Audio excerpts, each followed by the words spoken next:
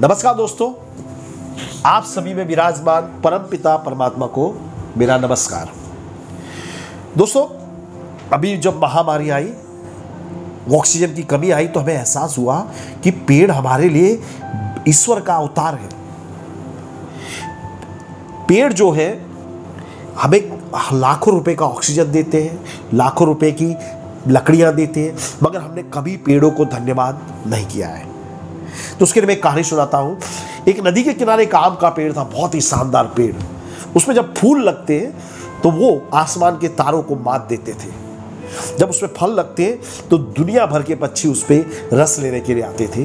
पेड़ बड़ा प्रसन्न होता था। वो जो गांव था, उसके बच्चे भी उस पेड़ की छाया में खेलने आते। पेड़ को बहुत अच्छा लगता। एक दिन एक बहुत ही मासूम सा बच्चा उस पेड़ के नीचे खेलने आया। उस वृक्ष को उस बच्चे से प्रेम हो गया। जब भी वो बच्चा आता, वो वृक्ष बहुत ही प्रसन्न हो जाता। वो उसका बड़ी बेसब्री से इंतजार करता था।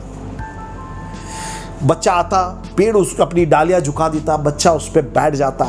बच्चा फूलों का ताज बना के पहनता और जंगल का राजा हो जाता। वृक्ष को बड़ा आनंद आता था, क्योंकि वृक्ष जो है प्रेम का प्रतीक है। प्रेम जब भी देता है, प्रसन्न होता है। कुछ दिनों तक जब वो लड़का धीरे धीरे जवान हुआ, तो उसने आना बंद किया। तो पेड़ को बड़ी चिंता हुई कि मेरा मित्र कहाँ है। एक दिन देखा कि वो नदी के किनारे से जा रहा था। उसने उस लड़के को बुलाया कि हे मित्र, तुम बहुत दिनों से नहीं आए, मुझे तुम्हारी चिंता हो रही थी। मैं सोच रहा था कि तुम्हारा क्या होगा। या दोस्त, तुम कुछ तकलीफ तो नहीं है? आओ मेरे साथ खेलो, आओ मेरी डालियों पर चढ़ो। बच्चा जो था गुस्सा हो गया, बोले क्या बेवकूफ जैसी बात कर रहे हो। अब मैं छोटा बच्चा नहीं हूं। अब मुझे दुनिया में बहुत काम करने हैं, मुझे पैसे कमाने हैं। क्या तुम्हारे पास पैसे हैं? वृक्ष बोला, दोस्त, हमने ये जो पैसे जैसी जो बीमारी है वो बिल्कुल नहीं पाली है। हम तो अपनी मस्ती में मस्त रहते हैं। लेकिन हाँ, एक रास्ता है।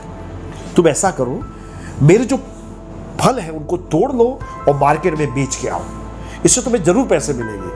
हाँ, लड़के ने बोला ये बात सही है। वो लड़का इतना स्वार्थी था कि उसने सारे फल तोड़ लिए, कच्चे पक्के सब तरह के फल तोड़ लिए। कई डालियां तक उसने तोड़ डाली, लेकिन पेड़ फिर भी प्रसन्न था, क्योंकि वो प्रेम का प्रतीक है। पेड़ जो था वो देकर प्रसन्न हो जाता। उसे कई घाव लाए, लेकिन उसके लिए वो घाव भी पुरस्कार थे। बच्चा गया, उसने मार्केट में फल बेचे, पैसे कमाए, लेकिन बच्चा फिर लौट के नहीं आया। कुछ दिनों बाद अब वो बच्चा जो था वो जवान हो गया था। वो नदी के किनारे से गुजर रहा था। पेड़ ने उससे फिर आवाज दी कि हे मित्र, मैं तुम्हारा इंतजार कर रहा था, इतने दिनों से कहाँ थे? बच्चा झुंझला गया, बोले मैं छोटा बच्चा नहीं हूं, अब मैं तुम्हारे साथ नहीं खेल सकता। पेड़ ने कहा, मित्र बताओ तुम्हारी तकलीफ क्या है, तुम्हारी समस्या क्या है? उसने कहा कि मुझे शादी करनी है, एक घर बनाना है, मेरे लिए बहुत समस्या है। तो पेड़ ने कहा, जब मैं तुम्हारा मित्र हूं, तुम्हें चिंता करने की कोई आवश्यकता नहीं। तुम ऐसा करो, मेरी डालियों को काट डालो, मेरी डालियों से तुम घर बनाओ। मुझे बड़ी प्रसन्नता होगी कि मैं तुम्हारे काम आऊंगा। उस स्वार्थी बच्चे ने, उस स्वार्थी युवक ने वृक्ष की सारी डालियां काट डाली।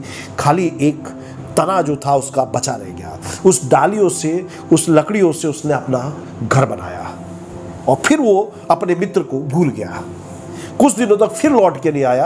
अब वो 35 साल का हो गया था। एक दिन वृक्ष ने उसको बुलाया। अब वृक्ष की जगह पे एक तना खड़ा रह गया था। उसने उस लड़के को बुलाया कि हे मित्र, कैसे हो? मुझे तुम्हारी बड़ी चिंता हो रही थी, आओ मुझे गले लगा लो। उस लड़का झुंझला गया, बोले क्या बेवकूफ जैसी बातें कर रहे हो, तुम्हें मेरी समस्याओं का ख्याल नहीं है। आज मेरा परिवार बड़ा हो गया, मुझे बहुत सारे पैसे चाहिए, मुझे विदेश जाना है, क्या तुम मुझे नाव दे सकते हो? पेड़ ने कहा, इसमें कौन सी बड़ी बात है, हाँ मैं तुम्हारी मदद कर सकता हूं। ये जो मेरा तना है इसको काटो, इसको काट के तुम नाव बना सकते हो। लड़का की आंखों में चमक आ गई। उसके अंदर का जो राक्षस था, जो स्वार्थी राक्षस था, खुश हो गया। उसने निर्दयी भाव से वृक्ष का तने को काट डाला। एक ठूठ खड़ा रह गया। उसने नाव बनाई और विदेश यात्रा पर चला गया।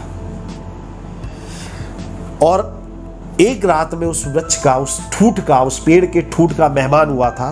तो उसने मुझसे कहा था कि हे दोस्त, मेरा एक दोस्त है, वो 7 समंदर पार गया है नाव लेके, मुझे उसकी बड़ी चिंता हो रही है। अगर तुम्हें मुझसे उसका कोई खबर संदेश आप मुझे ला के दो तो मुझ पर बड़ी कृपा होगी।